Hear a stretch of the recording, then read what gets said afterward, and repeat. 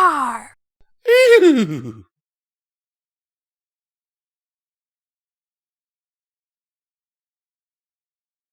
Hello and welcome to Midnight Readings. Today we'll be reading I Just Want a Hug, written by silverstar7. And as always, these are our amazing Patreons. There's a link in the description if you wish to join, and it helps us keep the lights on. Now, shall we get to it? As she walked, Sunset's thoughts raged. The regrets of her past exhausted her. The problem of her future terrified her. The uncertainty in the present kept her walking and walking, thoughts always returning to one question. After everything I did to them, are they really going to be my friends? The girl's feet had carried her a long distance on her walk today. She hadn't known where they intended to take her at first, but as she meandered, it became clear that Fluttershy's house was her destination. Fluttershy had said that if she ever needed anything, Sunset could come see her. And so, Sunset now knocked on the girl's door. After a few moments, Fluttershy appeared, a genuine smile forming on her face upon seeing the unexpected visitor. Oh, hi Sunset. How are you? I'm fine, thanks. The smile on Sunset's face was far from genuine. It was a retail clerk smile, a sales pony smile. It never touched her eyes, and Fluttershy saw that. Is everything okay? Biting her lower lip, Sunset gripped her left arm. Fluttershy had always been so nice. It was rude to waste her friend's time. Sunset just needed to go home. Sunset, do you want to come inside? Still, the girl stood there. Yes. Just say yes. Sunset had no real reason to stop by. She didn't need anything from Fluttershy. She should just let the girl be. No, Sunset's eyes closed, her nose scrunched, her head bent downward. For the love of Celestia, at least apologize. Come on, Sunset. Be a good friend for once in your stupid, worthless life. Sunset! The name was spoken with distress. Sunset opened her eyes, expecting to see an irritated girl with hands on hips. Instead, Fluttershy's right hand was now in front of Sunset, opened just for her, and Fluttershy's eyes were not rolling, but instead were fixed on Sunset's face. Her mouth not a closed frown, but a slightly open one. Not sure what to expect, Sunset raised her left hand and placed it in Fluttershy's waiting one. The hand closed gently, and Sunset felt a slight tug as she was guided through the threshold into Fluttershy's home. The two girls made their way across the cozy living room. They came upon a green couch and sat together, without releasing hands.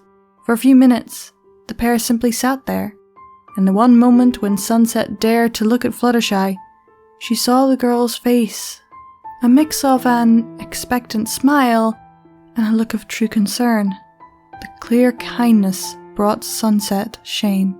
She was being so patient and nice. As the seconds ticked past, Sunset felt more and more that she was wasting Fluttershy's time. It would be better for both of them if she just went home. I don't have a reason to be here. I should just go. Sunset pulled her weight forward to get out of her seat, only to feel a squeeze around her hand. She turned to look at Fluttershy, whose look had shifted to compassionate pleading. Then stay here for me. Is that a good enough reason? Can you stay and keep me company? You didn't ask for me to come over. Well, I'm asking you to stay now. Fluttershy, you don't have to. No, I want to. I want to spend some time with you. As doubt knitted Sunset's brow together further, Fluttershy's face softened further, and she added, Please. The word and expression were enough to convince Sunset to lean back into the couch. Now, Sunset, we can sit here as long as you need. I really don't mind. We don't even have to talk if you don't want to. But is there a particular reason you came to see me today? Air escaped Sunset's nose in a snort. It's so stupid. I'm sure it's not, Fluttershy said. You are a really smart girl. You wouldn't come over here if you didn't have good reason. So much of Sunset resisted this.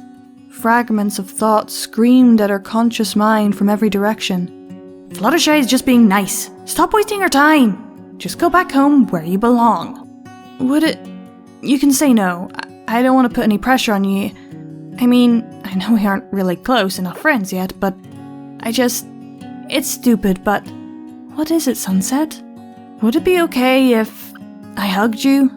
No sooner had the words left her mouth than Fluttershy let go of Sunset's hand and threw both arms around the girl. Oh, Sunset, of course it's okay.